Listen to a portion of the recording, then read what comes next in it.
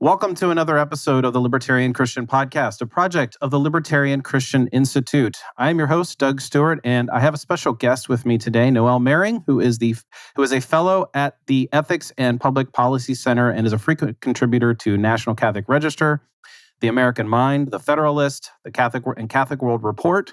She's an editor for theologyofhome.com. She lives with her husband and her 6 children in Southern California. And she is the author of a book, Awake, Not Woke, A Christian Response to the Cult of Progressive Ideology. Noelle, thanks for joining us. Thanks for having me. Yeah, it's been a real pleasure. I have your book here for those watching on video. They can see the cover here. This is a great book. It's a little over, I think, 200 pages.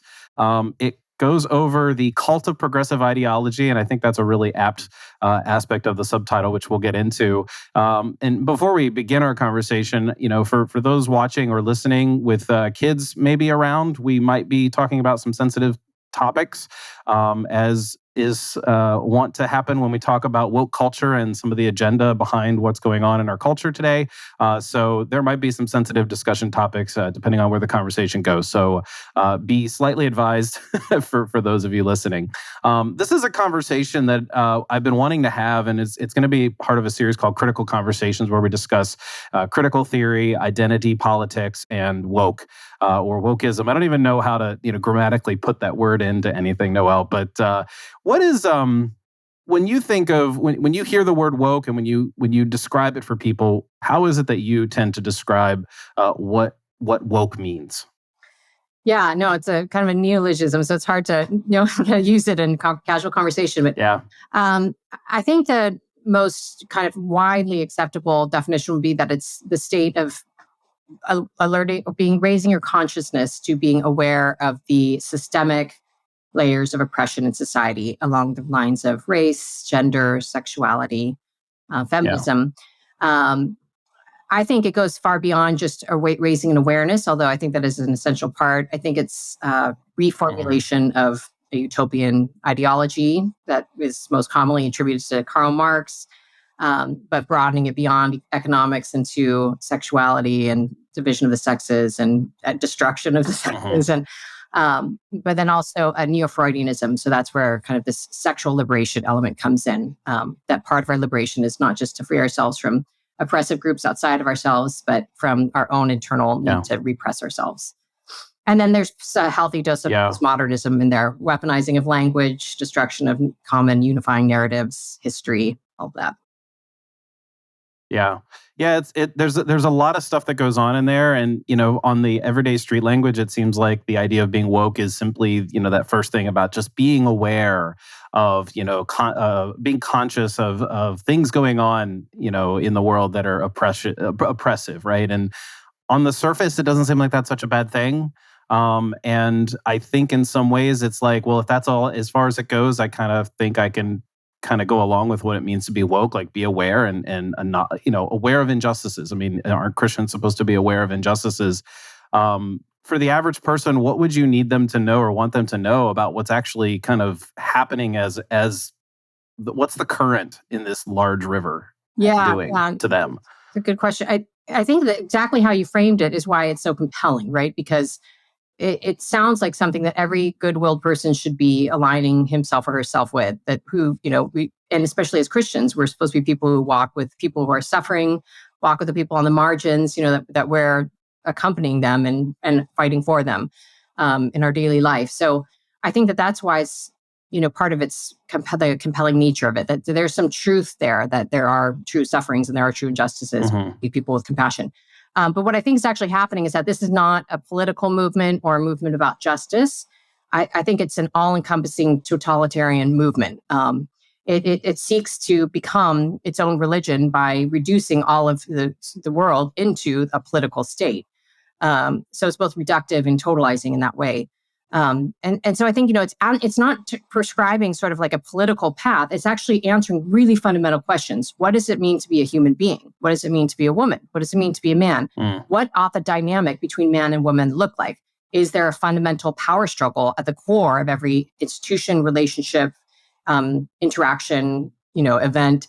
And they would say, yes, there is a power dynamic in everything, so um, it really ends up being corrosive, I think, for one thing, in our friendships, in relationships, but also corrosive in our understanding of who we are just on our own.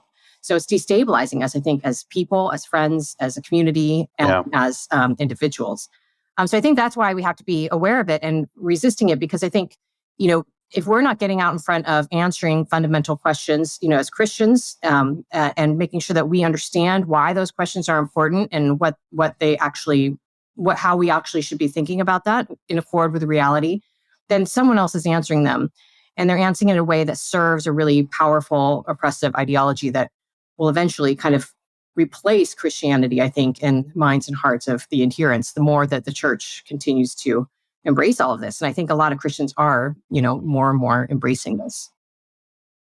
Yeah, there's a connection in my mind to the revolutionary nature of the gospel, in the sense that it can upend power structures, and there is the prophetic voice that we see throughout Scripture where it speaks truth to power, and that you demonstrate. The gospel is all about demonstrating love. Now, I don't think wokism is much about demonstrating love, but I think the church is sort of latched on to, many in the church, I should say, the progressive left in the church has latched onto something that they see as maybe just another philosophical tool in a toolkit of, like, here's how we, engage the culture, or here's how we can speak truth to power in this particular, element. I was, when I went to seminary, one of the, I would say, benefits of studying postmodernity, and at the time there was this, the emergent church was kind of happening, at least that was the buzzword talking about it, this missional postmodern sort of church, and like, what do we do in this sort of postmodern world? And this was about a decade and a half ago. And I feel like the one critique that postmodernism has is that, like, that language is a lot about power. That constructing language is about power games was actually in some ways useful, because it helped me to understand, when people use words, they're using them in certain ways, and they may or may not be aware that they're weaponizing them. And I always thought that was a really good way to critique people who are interested in power and who use sort of euphemistic language or Orwellian language to sort of do this. But I think I'm sort of realizing in the past year that, like, that was part of the point. It was like, hey, we know that language can create power dynamics, and we can actually use language to be dominant. Instead of just using it as a critique for saying, hey, hold on, power, the power you're seeking through, whatever hegemony or whatever it might be that they're critiquing is actually, part of like a genuine critique. I don't know if you found that to be like, hey, they saw something like insightful and they're like, hey, let's seize this. Well, yeah, I mean, I think there's always going to be something true there. Like, even when I resonate with when you're saying that, there's a upending of power structures, and that's in the Christian narrative story, and also in, he will trample the rich and raise up the lowly, and, all these reversals, and Christ even coming as a servant leader. Mm-hmm. But then, similar with the words, there can be an analytical tool for kind of that can be useful. I think the difference is that the shift to language, that the postmodernists introduced, was reflected something that was an eradication fundamentally of meaning.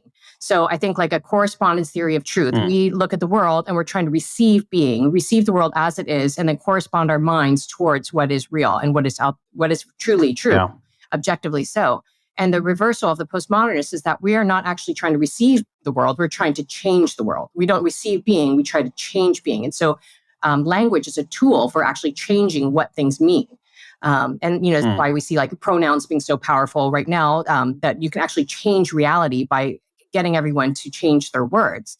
And this reflects, kind of a very atheistic origin, which is that we've eliminated the creator, so now we become self-creators, right? That we can spin out from ourselves through our will and through our inner desires, a whole identity, reality, and ontology that is not corresponding to anything other than our ideas or our will.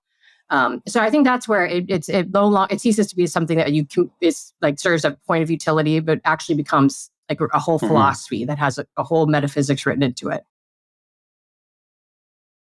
Yeah, I feel like the the people that I know who look favorably upon critical race theory and this whole idea of being woke, it's almost as if they're rebelling against the anti-PC culture of maybe the 90s and so forth that a lot of conservative Christians and more family-oriented Christians were all about. And it's like, hey, hold on, it's okay to be nice to people, and it's okay to sort of like treat people with respect. And then it just sort of has swung to this far level of like, well, we have to really go out of our way and make everybody adapt to sort of this experience.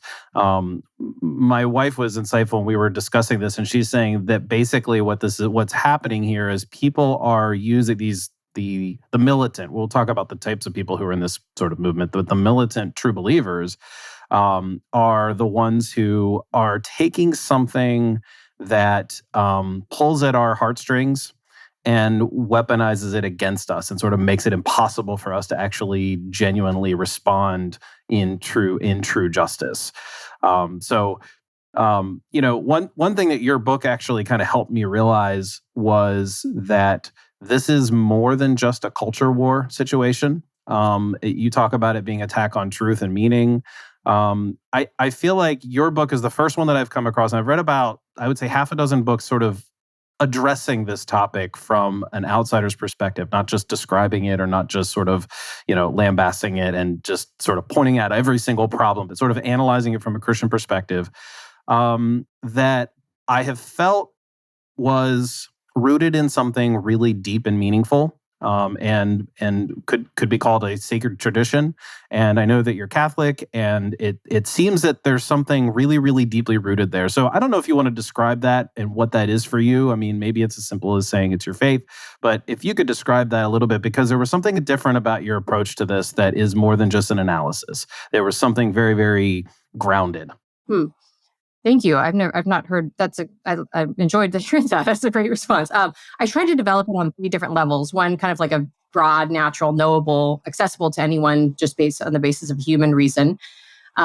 Secondly, common Christian levels, so that all believers, Catholic or not, would be able to see, agree with certain the standpoint. Yeah. But then thirdly, I do have a Catholic theme throughout. It's the way I see the world. Obviously, it's like that C.S. Lewis quote: "I see all things through the sun." So I see this. It's not. I don't see the sun. I see the world through the sun, the vehicle of the sun, or the filter of the sun. So, I don't know. It would ground it. I think that one of the I think hallmarks of trying to be a really truly Catholic thinker is that we are taking all of reality.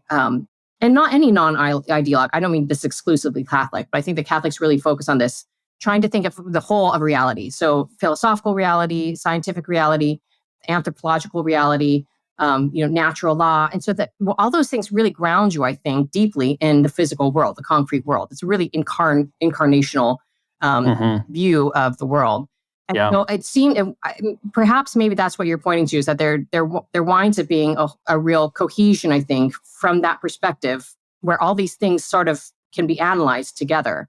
And it's interesting, I didn't start out writing the book so obviously from a religious perspective at all. I thought I was just going to try to write a book about the woke movement.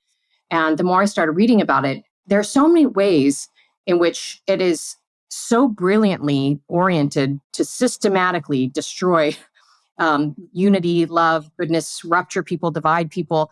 It's so almost brilliant in its effectiveness, in the way that it comes together to do that so deeply, that I increasingly started seeing it as utterly a spiritual battle, or first and foremost, not only a spiritual battle, but first and foremost, a spiritual battle. And so I wound up just saying, I'm just going to lean into this perspective. And that's why even just having the subtitle of Christian Response, that was not something I originally thought to do. But I think it also kind of just speaks into kind of the niche in which I'm analyzing it from, which is overtly as a Christian person.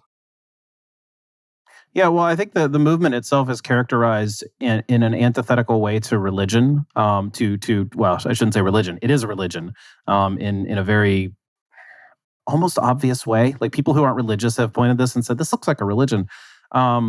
It's anti-Christian in that it sort of in so many ways has its own doctrine of original sin. It has its own, it doesn't really have atonement, which is maybe part of the problem. But there's just like, there's so many elements that are counter to the Christian narrative, Yeah. counter to what it means to be a Christian, that it's almost impossible if you're a Christian to address it without doing so. I mean, Yeah. you kind of just described that. It's like, well, I'm going to have to address this from a Christian perspective. The characteristics of this movement are such that it's almost as if you hear people say nice things about the woke, or about like being woke and being nice, which we've already mentioned here. And it's like, if somebody were to describe, well, all religions are the same, just be nice to each other and, be peaceful and worship God. It's like, well, no, there's more to it than that. And I think that's something that you and I seem to already know, is like, there's more to this movement, and there's something that it is deeply rooted in, to bring it back to being rooted in something very, very old, so to speak. I want to talk a little bit about, or I want you to talk a little bit about the origins of this movement. This isn't just something that came out of the last decade. This is not contrary to the way that, many on the right might see this. This was not a legacy of the Clinton administration or the Obama administration or something, silly or more recent like that. This goes back about 100 years, if not a little bit further. So I don't know where you tend to start when you talk about the history. We could go back to Hegel. We could go with Marx. I'll let you start that, and we can maybe discuss a little bit of it. Sure. Yeah. No, I started with original sin, actually, the fall of man, but no, and it's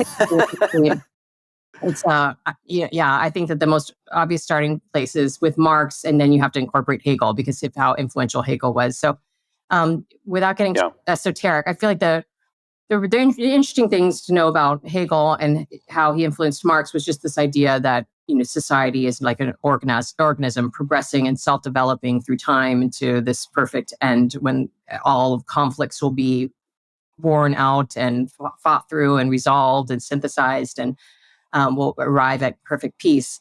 And what it does is, it creates it reduces any possibility of having a limiting principle. I think if you believe in this, if you believe, we have to keep progressing, and at every time we go through this Hegelian dialectic of thesis, antithesis, synthesis, and then again and again and again, that you are constantly improving on what you had before. So ironically, for being a historical dialectic, creates this hatred of history, right? That there's nothing you can learn from the people who came before you. You have, by nature of dialectic, progressed beyond them. And I think that you can see that played out in the destruction of statues, the reimagining of history, the sort of hatred of ancestry, or disdain of that. So Marx was really affected by that, but he was a strict materialist, so he applies this dialectic and conflict theory strictly to economics, and he identifies. Yeah. Can I? Yeah. I want to ask you a question about the dialectic, because this has actually been a point of, and I'm gonna probably appear naive, and it's genuine actually. Understanding Hegel and the problems with Hegel has been a little bit confusing for me, because and one thing you just said about hatred of history, and I didn't know that was sort of maybe part of what the dialectic is Hegel. So on a base level, on an introductory level, what often you see is something like, oh, well, we have knowledge now, and then there's this. So that's our, I guess, thesis, and then you have antithesis, and then you have synthesis, which is sort of the Hegelian model, I suppose. And maybe I don't understand it as well as I think I do, but it doesn't seem like that in and of itself is very dangerous.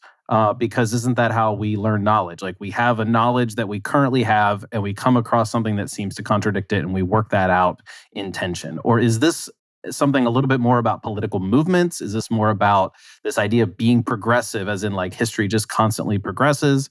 Because even then, there's a part of me that's like, well, there's a lot of postmillennialists and amillennialists in the Christian tradition that sort of see eschatologically that things will eventually get better over a long period of time. And so I've struggled to see the danger of Hegelianism, again, in and of itself, outside of Marx's co-opting of it.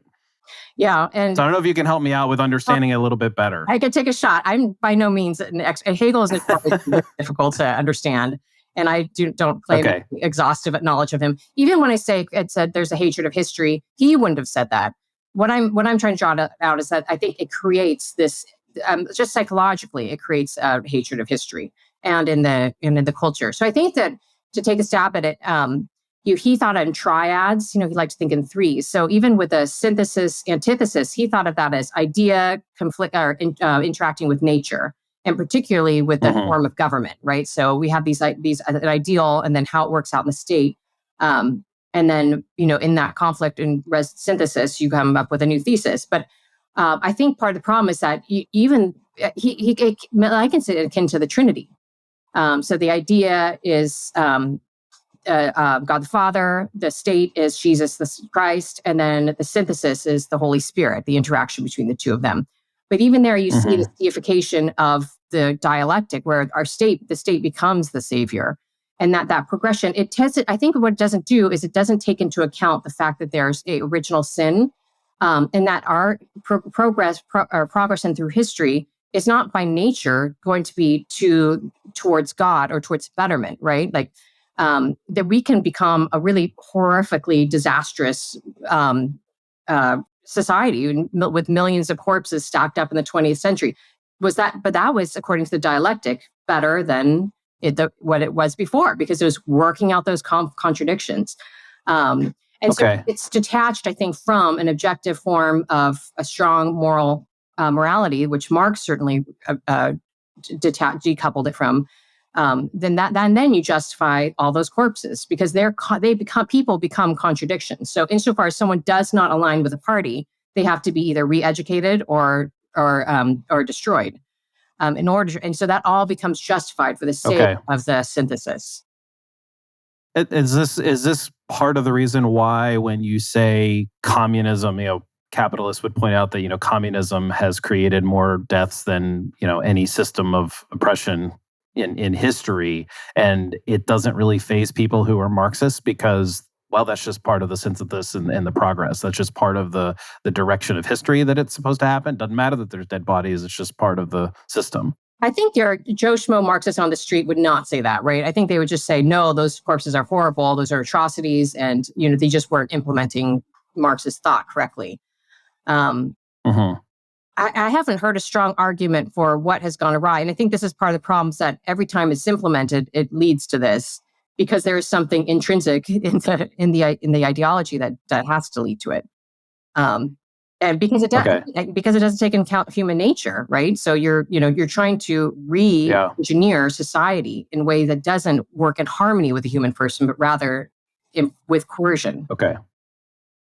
Does that make sense? So then, yeah, it does, and I think that's giving me a better sense of where Hegel is. I mean, obviously, it's going to be, for me at least, it's going to be like a process of understanding how this is all played out. I mean, your work and the work of others has helped sort of contribute to that, and I've just always had that thought about Hegel, and my wife and I have talked about this between ourselves about some of the troubles here and what's happening on a broader level. But you were going on next with Marx, who was a materialist, but he was very enamored with the ideas of Hegel. And how did he take those ideas and develop them into his theory? Yeah, so he as a materialist, he applied it strictly to the economic level, and he identified three main obstacles to revolution: the faith or God, religious belief, the family, and private property. And I focus on my book more on the first two, just that I think it's really essential to understand that atheism was foundational to Marx's belief. He even writes about what we were talking about earlier about, if we don't have the creator, then we become self-creators. He has poetry and writings where he's talking about being the true sun through which the whole world revolves, or each man kind of becomes his own true sun. And it's very self-deifying. So God really becomes an oppressor according to his formulation, because of his famous phrase, the opiate of the masses, the opium of the people. Christianity gives you a context for our suffering, and it makes us kind of more willing to accept our lives and accept our circumstances, that, we're told that, that we, in suffering well our circumstances, that can be part of our closeness with Christ.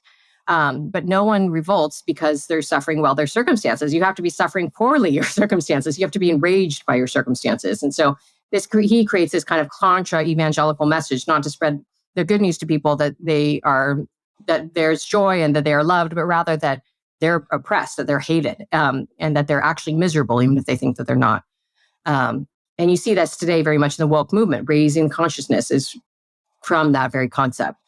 So secondly, the family. I think on multiple levels, the family is an obstacle to revolution. One, because families oftentimes are introduction towards to God himself, but also because the family gives some privileging by its so very nature of the people within the family. It makes your duties particular. So I have a duty to my child before I have a duty to the child across town, right? We have a hierarchy of duties, but this is an obstacle to an ultimate communist state where no one belongs to anyone. We, can be with whomever we want. My children can are not mine. They're raised by the state, and our obligations are first and foremost to the common, to the community, to this, that's socialism. So he believed that this revolution was inevitable, that if you could convince people enough of their misery, the workers, that they will rise up and revolt. The revolution did not happen. And a lot of German Marxists were really frustrated and started an institute for social research, which became known as the Frankfurt School, which matriculated to be adjacent to Columbia University in 1935. And they, along with Antonio Gramsci, understood we have to broaden the revolution beyond economics. We have to divide people in further levels. This has to be about man versus woman, homosexuality, eventually came gender. Racism certainly was one of their original points of division.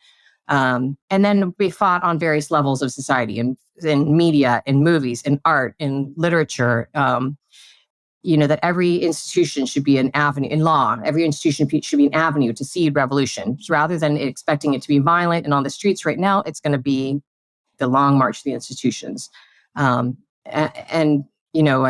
I think we're seeing the fruits of that bear out. And of course, in the academy too. There's intensely has been fought. That's one that no one forgets because it's very, very present and very front and center in a lot of ways right now. Although I think the front and center is the post-academic experience that a lot of people have gone through, which is what we used to call real life. I would just comment on this for a second. Is that when we hear things that were sort of fringe and like far out there and like, oh, they believe that, that gender is fluid or whatever. It's like, oh, you know what?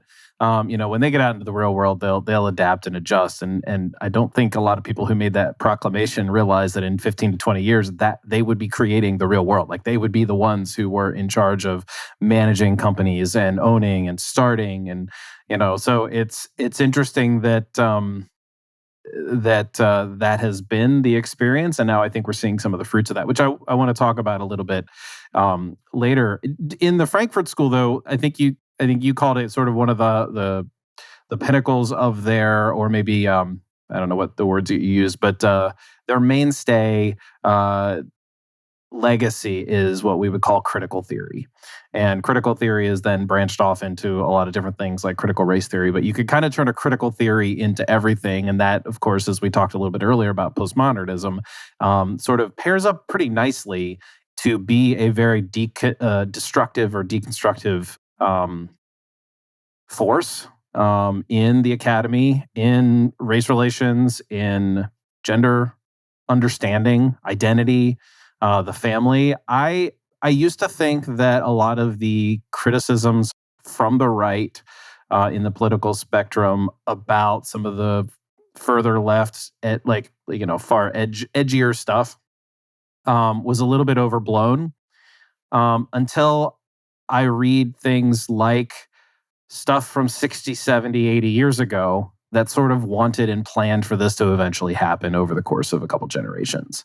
And when you talk about, I think you talk about this where there's a generational gap, or not gap, lag, I suppose you could call it, where it's infiltrated in mentally or institutionally or intellectually in one generation, and about 3 generations later, it's sort of on the streets. Yeah, no, I mean, I think that's really effective. Even what you're saying about the campus and how we just think, well, people just get out in the world and then they'll disabuse themselves of all these weird ideas. In the meantime, even those of us who, if we weren't intensely in that sort of academic environment, say we went to a classical school, or say we just, didn't go far in education, we're still being inducted into this ideology through the movies we watch, through the TV shows we watch. I mean, It's once you see it, it's hard to unsee it. And so and that creates a society where, like, that generational lag, then you're growing up with kind of these gentle, like, kind of seeds of seeing the world differently, and seeing, that the hero of the story is always the one who is, the kind of the societal freak, and then learns to embrace his freakiness. And, these little things that seem innocuous that actually have elements of truth, right? If you grow up and you've got weird freckles, or, you've got a disability or something, or you're missing, I don't know, a finger, I don't know.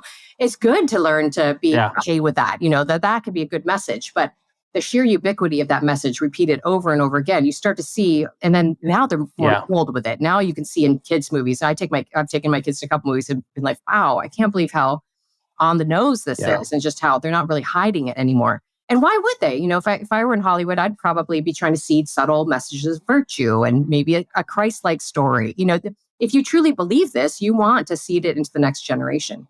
But so, I think all of those things together kind of converge to create acceptance of things that we wouldn't have thought acceptable. And, when you talk about reading the literature from 60 or 70 years ago, it's so bizarre, because I think sometimes I'll hear the same thing where people think, this is overblown, this is kind of conspiratorial. They said they were going to do it. They said this is what they believe. They organized schools and institutions and lesson plans around all these ideas. They put in the media, and now we're mutilating children's bodies. You know what I mean? Like, how did we get to this place and think that that's... Well, and they mentored the people who became influential later, too. Yeah. Like, it's not just like, oh, hey, these ideas are somehow connected, and you're connecting dots that are, like, possibly tenuous. It's more like, oh no, so-and-so mentored Angela Davis, and Angela Davis was a graduate student of so-and-so, and I don't have all the names. I don't have their family tree. I can't call them a family tree because they don't like family, but I have the tree, right? I don't have the tree, I should say, in my mind, but like, it's not like you're just connecting these random dots. And to your point, it's also not like you're just randomly picking somebody who recently said something outrageous on Twitter, right? This is academic literature. This is stuff that's quoted. This is not just, obscure stuff that, a right-wing hack is going to just like dig up and be like, hey, look, someone said this back in 1868. And like, no one knows who that person might be. But no, these are all people that if you study the left and you study who they are, they actually look up to these people. Or they speak positively of them in that way. And so these are what I think you call them militant true believers, the ones who are sort of, you could say, indoctrinated into this, or they've embraced it. They make a case for it. They tell others about it. They're evangelical in that way about it. And so that becomes, problematic on its own, because they enter the church. And, I don't know. I mean, I'm Protestant. I don't know. Has this affected the Catholic Church in a way that I feel like it's affected the Christian left in Protestantism in the mainstream? Yeah, I mean, I think I don't know how to compare one from the other. It seems to me that they've both been greatly affected. There's Catholic schools that are bringing in DEI experts and using phrases like "all cops are bastards" to students, and there's a notable Catholic university that is asking the freshmen to, pledge their allyship with, a pin on their, with like a rainbow pin. And this is very bizarre. But certainly it's in evangelical schools too. It's I think it's not discriminating, and it's a desire to corrupt both. Yeah. I think there's a lot of social pressure by a lot of. I mean, some schools. I mean, I know local Christian private schools that some are a lot more inclusive and accepting, and have done things like remodel bathrooms so that everything is just single stall, so they can avoid that whole debate of who's allowed to go where into the bathroom. And then there's some schools that are like, no, we're just going to take the traditional stance, and those schools are also thriving. And I think there's a lot of social pressure by people because you don't want to be seen as bigoted, even though that word is now is sort of like the word literally, right? Like a decade ago, literally became used as metaphorically. Now bigot means the opposite of what a bigot is. you don't want to be seen as a bigot. You don't want to be seen as somebody who's intolerant or just judgmental and so forth. And so you sort of make space for people. And in some ways it's like, well, that's okay. Jesus made space for a lot of people and loved them, and we can do likewise. But at the same time, it's almost like there's like making somebody wear a pin or forcing people into, like, it's almost like they're funneling them into this ideology. There's probably another word for funneling. Well, yeah, I that mean, we can think of. The problem with the allyship is that this is not for the sake of loving an individual who's struggling with something, or loving, telling people that they have human dignity. It's not about human dignity. It's about human deification. It's about accepting and aligning yourself with things that are a lie.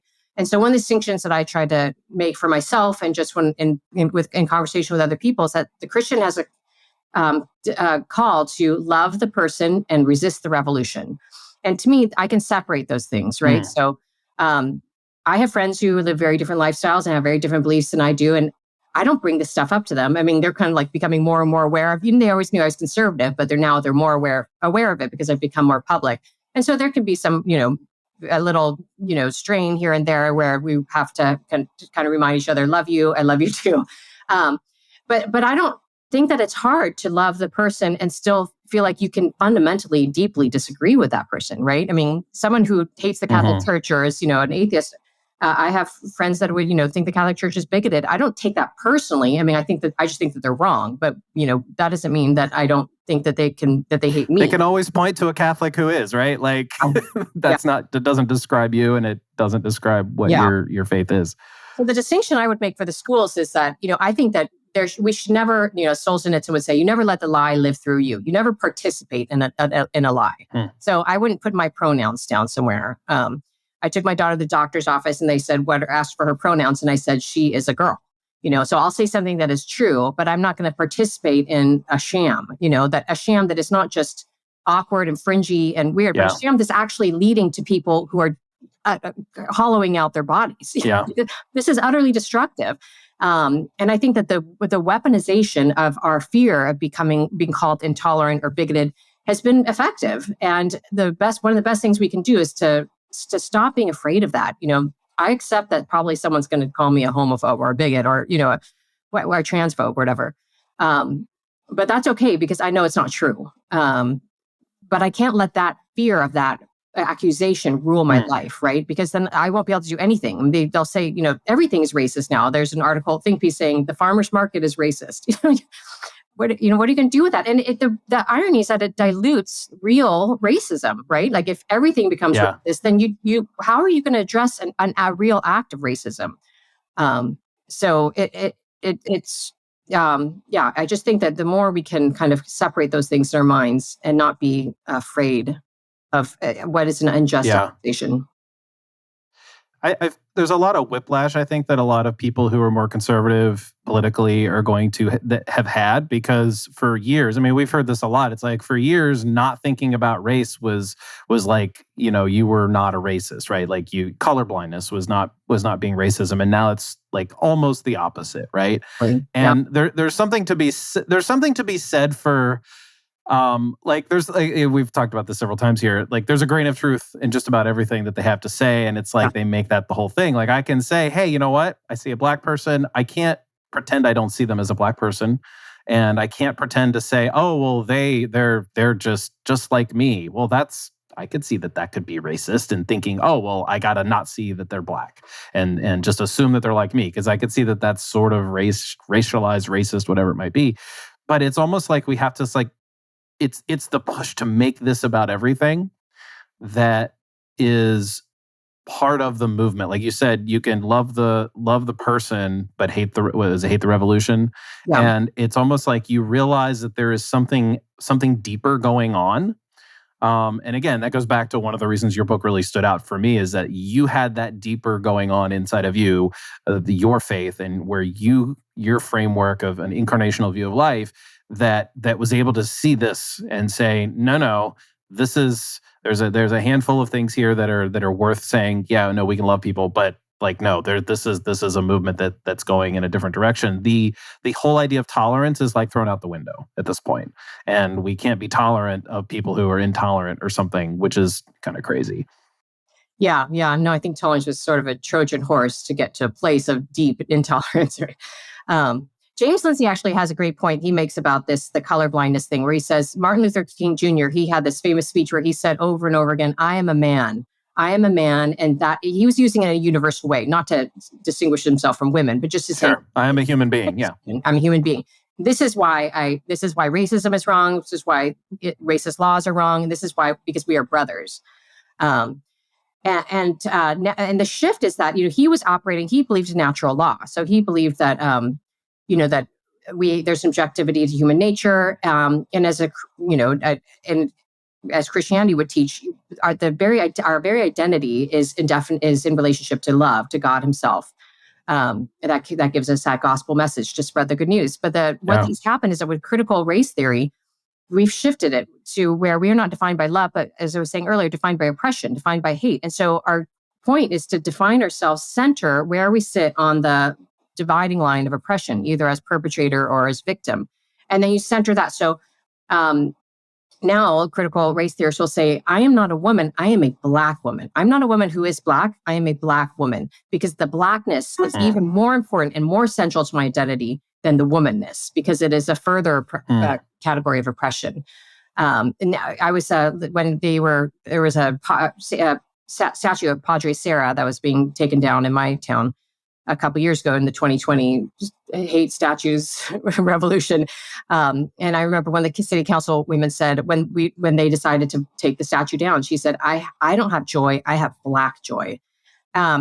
But it's that, where we can't even have a common experience of joy. We can't reason together. We can't have a universal friendship.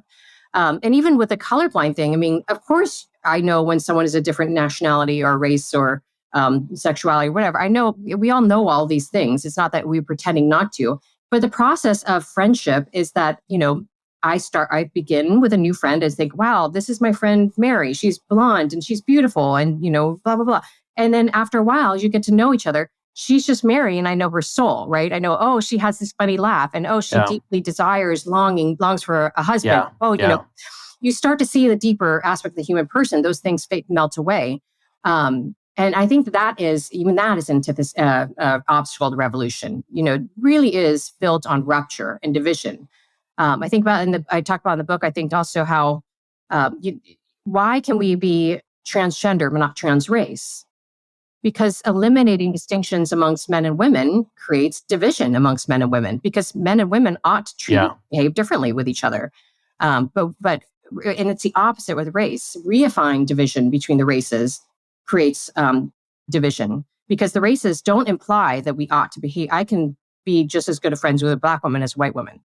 But it'd be weird if I were just as good of friends with a man as I am with my girlfriends, right? Like I've got my husband; he's my best friend. Right. I'm not just gonna have this intimate, good friendship with another man. There's a propriety there. Yeah. But what are we doing in schools? Like in schools, there's this bizarre trend of we're desegregating dorms by sexes and resegregating them by race. I don't know if you've been following these stories, but a lot of schools are starting. I've noticed a few, and we've covered them. Yeah, it's there's that meme where the guy's just shaking his head with his eyes, like blinking a few times. Did I see that right? And that just comes to mind with all of these things. I'm like, are you kidding me? Like, this is just a recipe for disaster. Yeah. But it's not an accident. It's actually the point, I think, of this movement. It's always about rupture, division, dividing people by category and interpersonally. Yeah. Well, I think that this might be a good point to pivot on when we talk about intersectionality. We could maybe talk about what whiteness is.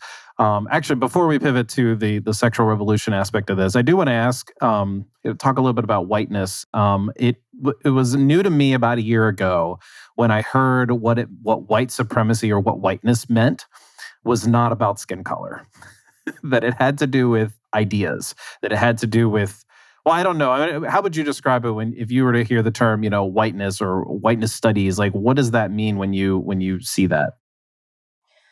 I mean, I think whiteness has become the ultimate catch-all for systemic oppression, right? That's the one thing that we have to it's like the patriarchy, right? Smash the patriarchy and smash whiteness. But the bizarre thing is that there's a whole host of weird consequences that the ideology presents to us because of that.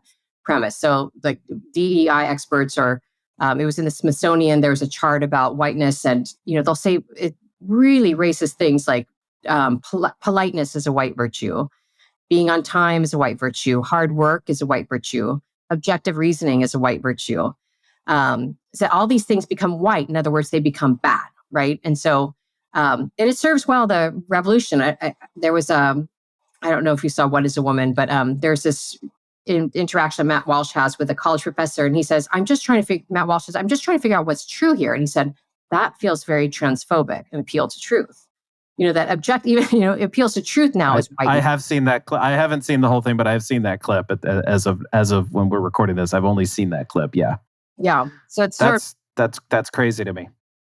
Yeah. But it's also deeply racist. And what one of the more serving things about it to me is that what it does is what is it telling kids who are Black? It's saying, oh, I'm not able to be as polite. I'm not able to be on time.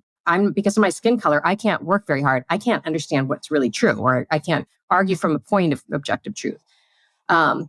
It's creating a system of despair that I think really serves the revolution, because if you feel like you can't do anything to pull yourself out of your circumstances, if there's no hope, if everything is about the oppression that's outside of you that you can't control, the only thing you can do is fall into a place of despair and then rage, right? Those are kind of your only options. Yeah. You're like, my life is awful and I can't do anything to change it. It's because of these huge invisible forces around me that just have to be toppled, Well, and then you're expected to fall in line with whatever forces are happening here. Like we're talking about the revolution and how, we have all these people that are well-intentioned. That's the other type of woke, right? They're just well-intentioned and want to do right by people, but they're being swept up in this revolution, and it's like just fall in lines, comrade, or whatever the situation is. It's not overt. I mean, it is to people like you and me. We kind of see this happening.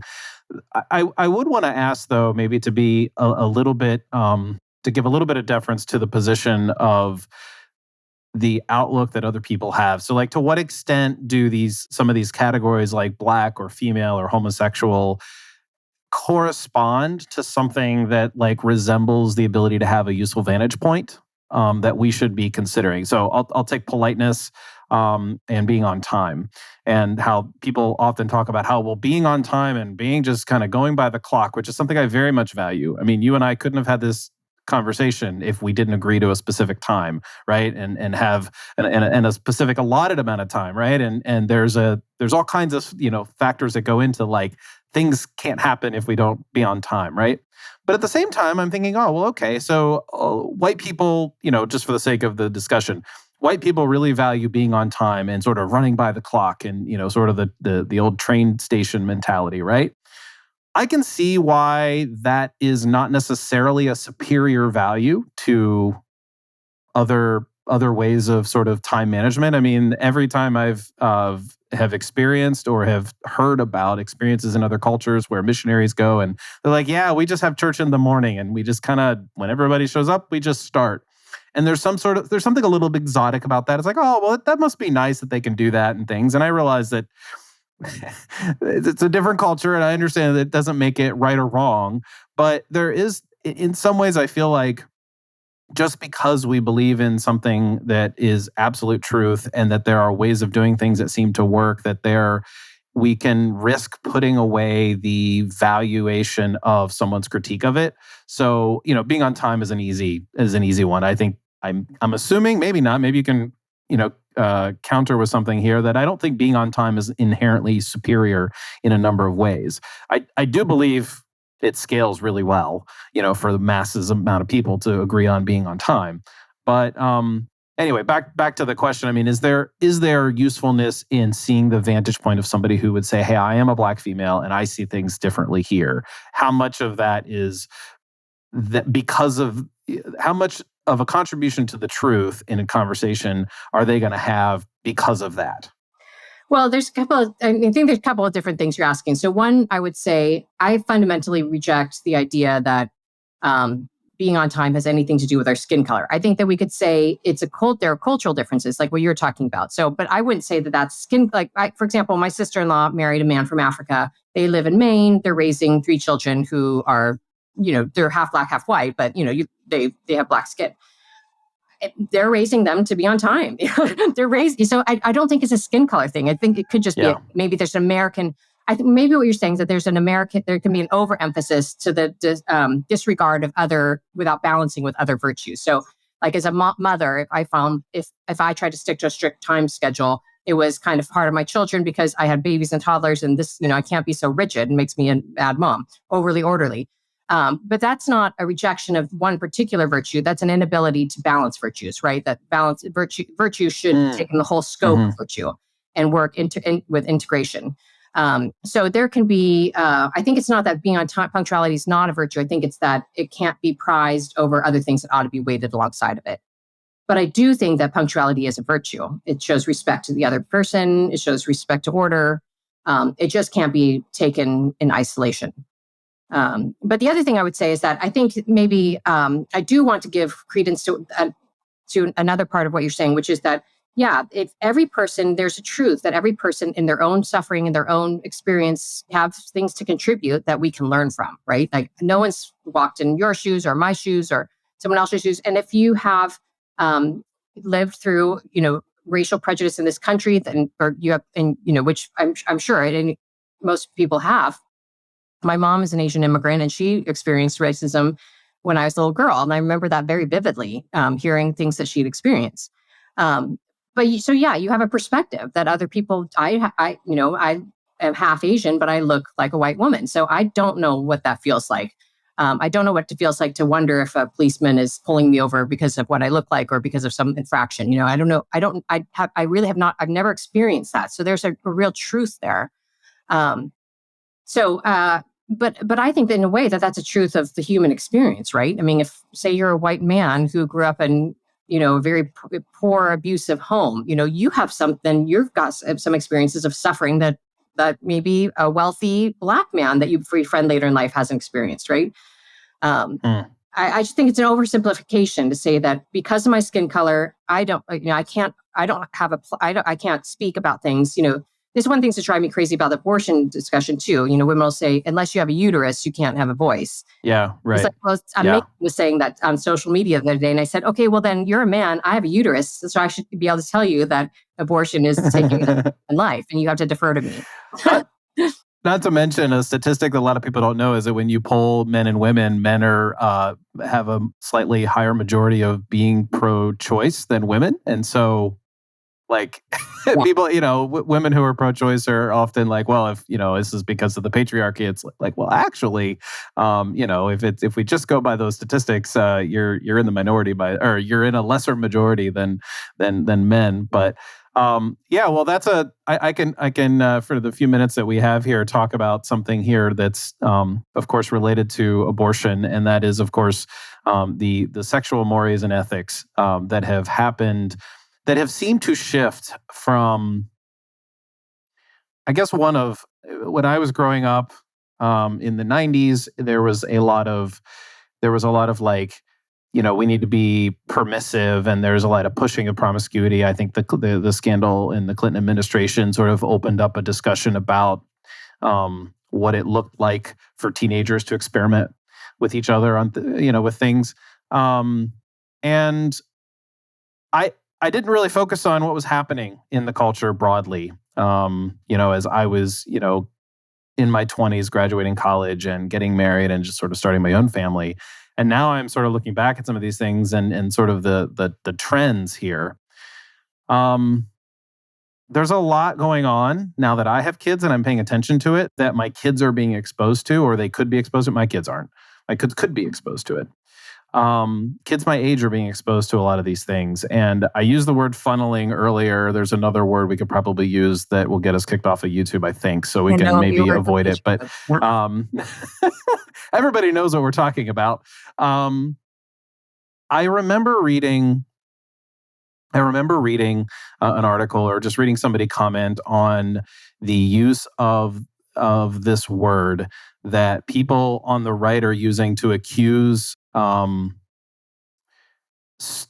teachers of trying to get kids funneled into a certain way of being sexually, or just being open to any way of being sexually, right? And the left is using, and it seems that the media narrative is that the right wing is setting up the concept as, and it's a conspiracy theory. And I feel like that's a way of framing the narrative in such a way that is like, oh, well, if we can make them look like conspiracy theorists, then we can sort of write them off, right? In the same way that they do with the term racist. Totally. But I can't, after reading what's happening, after hearing stories from Douglas Murray, James Lindsay, a lot of these people who are really doing academic work, explaining what's going on. I can't see this any other way. Like, how on the earth is this not preparing kids to be open to just anything sexually at an early enough age to where it's very, very disgusting, and beyond that, it's actually like dangerous. I don't know what comments you have there in that regard, but it doesn't seem quite. It seems like it's gone too far, even by the sort of promiscuous standards of secular culture. No. And I think that there's some people, even the LGBTQ movement that are kind of giving pushback to their own community because of how far it's going. But this is one of the hallmarks, I think, of ideology, is that it's denial. No, we're not doing this. And then it's, I didn't make up this stuff. I can't remember which writer did. No, we're not doing it. And yes, it's good that it's happening. That's the combination. It's like, no, we're not. Yeah, right. Yeah. And induce gender ideology into students. Yeah, we're not doing this. Not to be, they're mainstream, or not mainstream, but very high profile academic articles talking about how exposing children to kink is good. There was something in the Washington Post, a woman wrote a think piece about my kids. It's good for my kids to see kink at pride parades, like half naked men with like, what do you call it? The violent kind of, I don't remember, whips and stuff like that. BDSM. Yeah, there you go. But that is, and I go into that about the book, that if you really understand that ideology, innocence itself is something to be corrupted. It ought to be corrupted, because children being innocent of alternative fringe lifestyles is perpetuating a hegemony.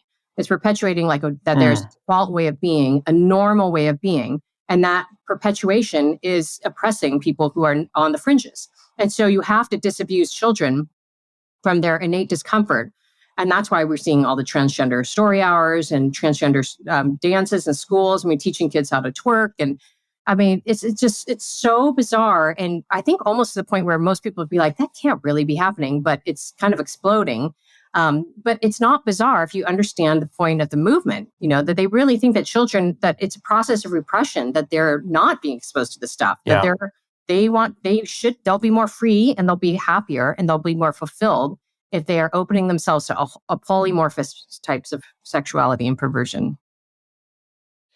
Yeah, it's really disconcerting. And I think what makes it, in some ways, I feel like what's even more disconcerting is the effort to sort of cover it up, cover up that it's happening, or make it seem like the right is just going apoplectic and that we should just ignore them because they're just raving about something they don't understand, or they're picking random examples or whatnot.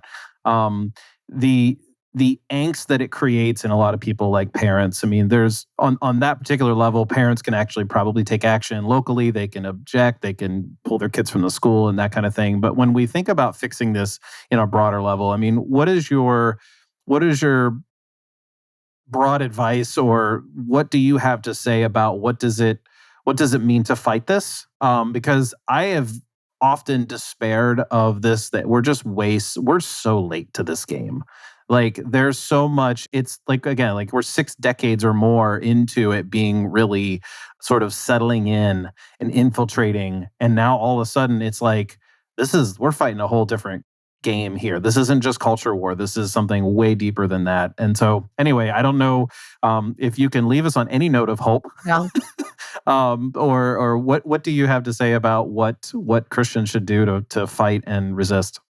Well, I do have hope, because it seems like a lot of people are waking up to all this, right? There's, a whole host of, I think people are left and, across the spectrum, not just religious people, not just people that are identified as conservatives. There's a lot of progressive parents who, you attack your kids, and you're attacking something very primordially, like waking a monster, right? Like, people do not want to see their kids manipulated.